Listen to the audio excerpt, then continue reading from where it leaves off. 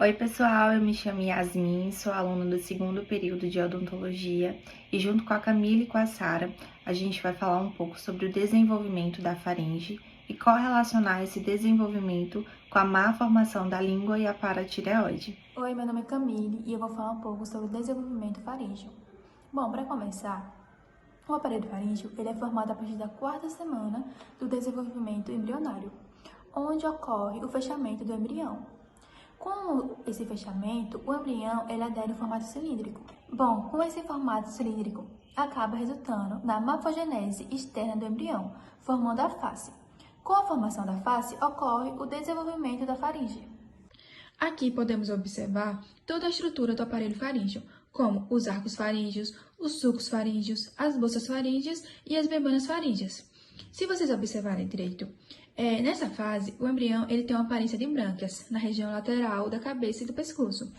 E por esse motivo, antes era chamado de aparelho branquial.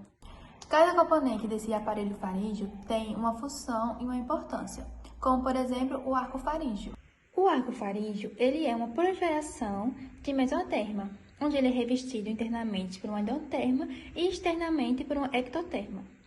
E possui 4 componentes principais, como uma artéria, uma cartilagem, um músculo e um nervo. Esse aparelho ele sofre indução de células da crista neural, que migram principalmente da região proencefálica e romboencefálica. Os arcos faríngeos são em 5. Temos o primeiro, o segundo, o terceiro e o quarto.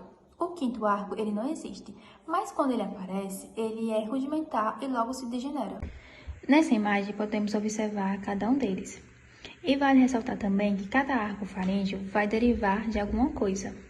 Como por exemplo, o primeiro arco, o componente nervoso dele é o nervo trigêmeo. Então todas as estruturas que derivam do primeiro arco são inervadas pelo nervo trigêmeo.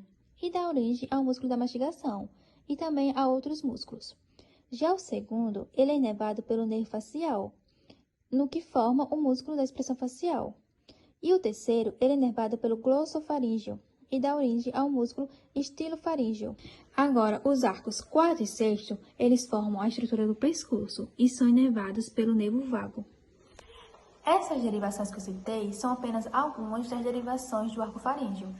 Geralmente, quando vocês vão pesquisar em livros e artigos, eles apresentam uma tabela, que nem essa anteriormente, onde mostra todo o nervo, o arco e o músculo, tudo certinho. Bom, e o que são os outros componentes do aparelho faríngeo? O que são os sulcos faríngeos, as bolsas faríngeas e a membrana faríngea? Os sulcos faríngeos, eles são depressões externas que existem entre os arcos e eles são revestidos por ectoderma. Só o primeiro sulco que forma uma estrutura, que é o meato acústico, que está envolvido na formação da orelha externa. Com o crescimento do segundo arco, os outros sulcos são tampados. O segundo arco, ele cresce por cima dos outros sulcos e forma um contorno liso do pescoço. Quando esse segundo arco não cresce, são formados cistos e até algumas vezes seios no pescoço, mas na maioria das vezes, o segundo cresce por cima dos outros sulcos e forma esse contorno aqui liso do pescoço.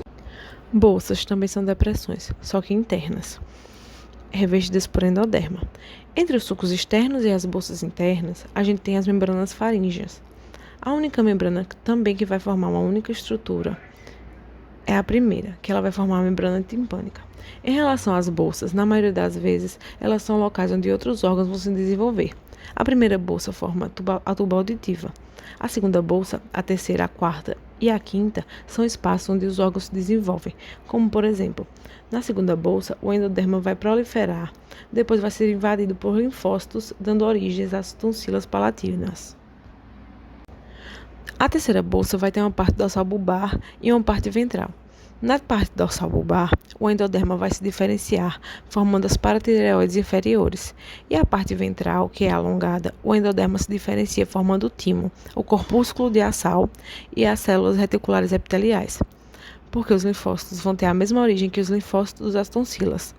Vêm das células tronco hematopoéticas, se diferenciam nos linfoblastos e depois formam os linfócitos.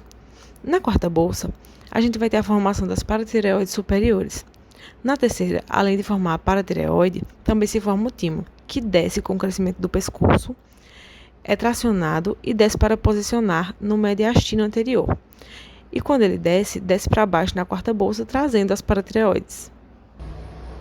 Então, as paratireoides formadas na terceira bolsa são as inferiores e as paratireoides formadas na quarta bolsa são as superiores.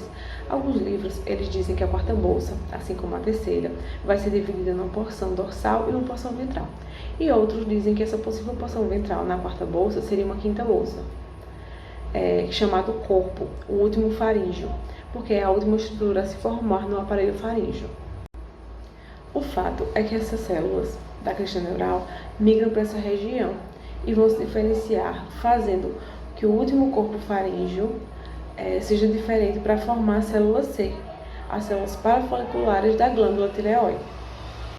As paratireoides são pequenas glândulas localizadas no pescoço, geralmente na parte posterior da glândula tireoide. Elas desempenham um papel crucial na regulação do metabolismo de cálcio no corpo, produzindo o hormônio paratireoidiano, o PTH. O PTH aumenta os níveis de cálcio no sangue ao estimular a liberação de cálcio nos ossos, a reabsorção de cálcio nos rins e a absorção de cálcio no intestino. E qual a estrutura e as funções das paratireoides?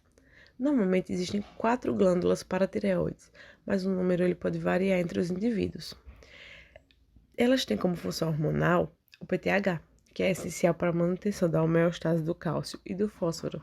Ele atua em 3 principais alvos: ossos, rins e intestino.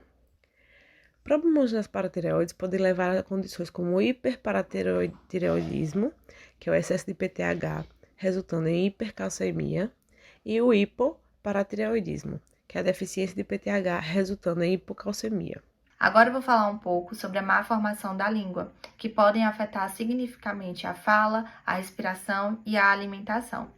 A língua e a faringe, elas se desenvolvem juntas durante a embriogênese, e problemas nesse processo podem resultar de fatores genéticos, ambientais ou até mesmo uma combinação deles. Falando um pouco sobre a origem embriológica, a língua ela se desenvolve de várias estruturas do embrião, principalmente dos arcos faríngeos, o primeiro, o segundo e o terceiro.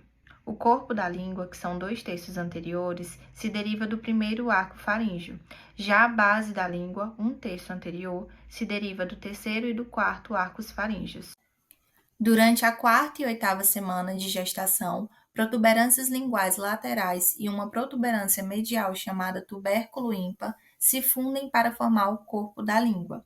A raiz da língua se desenvolve a partir do corpo hipobranquial, que também se funde com as partes anteriores.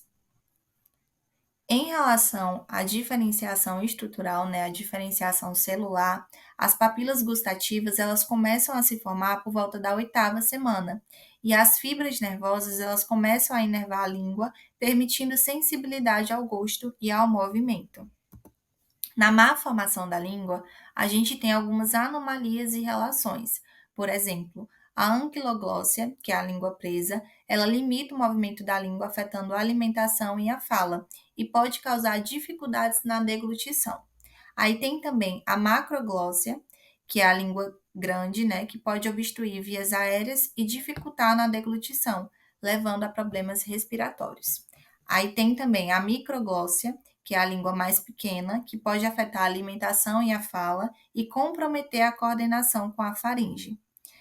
Aí, por último, a gente tem os defeitos do palato, que eles afetam a comunicação entre a cavidade oral e a nasofaringe, impactando na fala e na deglutição.